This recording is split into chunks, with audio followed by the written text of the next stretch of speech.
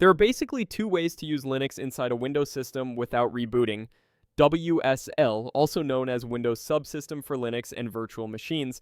There is a third option as well, using Docker, but we'll treat that as an exception here. Both WSL and virtual machines have their own pros and cons, which we'll discuss in this video from a hacking perspective. Finally, we'll see which option is more efficient for learning ethical hacking. Installing Linux and learning how to use it is an essential part of ethical hacking and cybersecurity. However, most people can't completely remove their primary operating system, Windows in this case, just to install Linux. That's why we use different methods to run Linux alongside our main operating system. Some methods require rebooting the system, such as dual booting, where Linux is installed directly on the hard drive by allocating some free disk space. The downside is that you can only run one operating system at a time.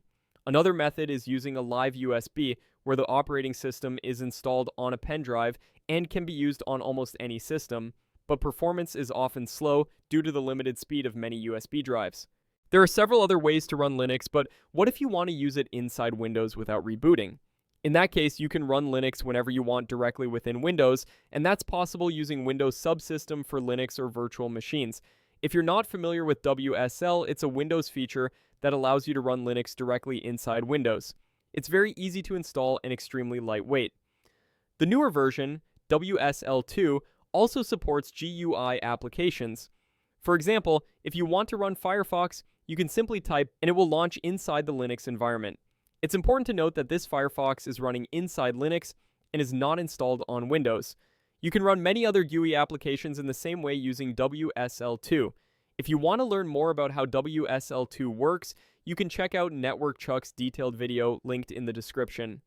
WSL is especially efficient for tasks like coding or participating in CTF competitions. For blue teamers, WSL2 is a great choice since log analysis and similar tasks can be done easily. In such cases, WSL often becomes the preferred option for blue teaming and light red teaming activities such as playing CTFs on TryHackMe or Hack the Box, along with general coding tasks. Personally, I tend to use WSL more for TryHackMe because it feels noticeably faster than using virtual machines. But as I mentioned earlier, WSL also has some downsides. First of all, you get limited hardware access. For example, you can't get direct access to USB devices, which makes WSL unsuitable for embedded development and hardware-based hacking. There are also some networking limitations.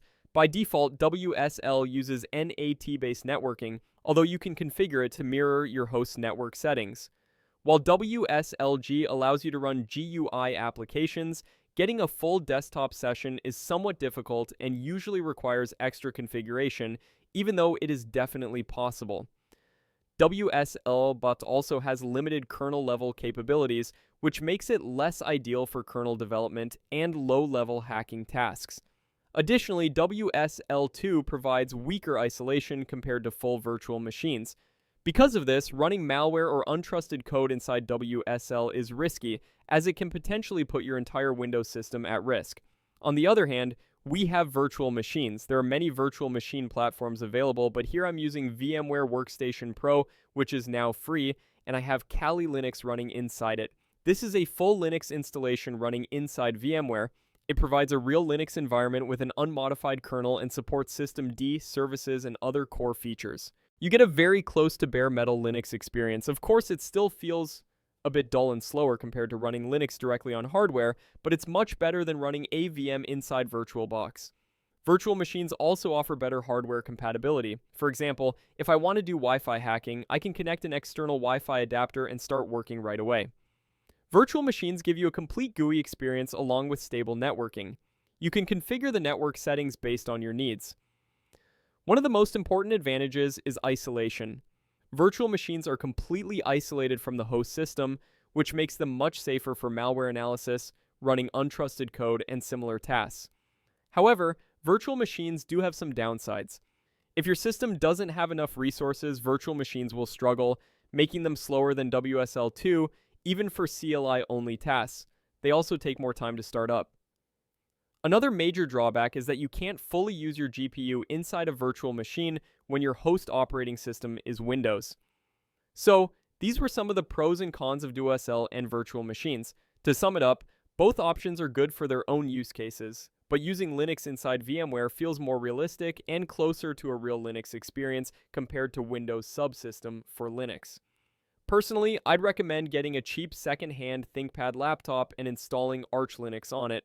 That experience feels much better overall. That's it for this video. If you found it useful, consider liking the video and subscribing to the channel for more content related to hacking and cybersecurity.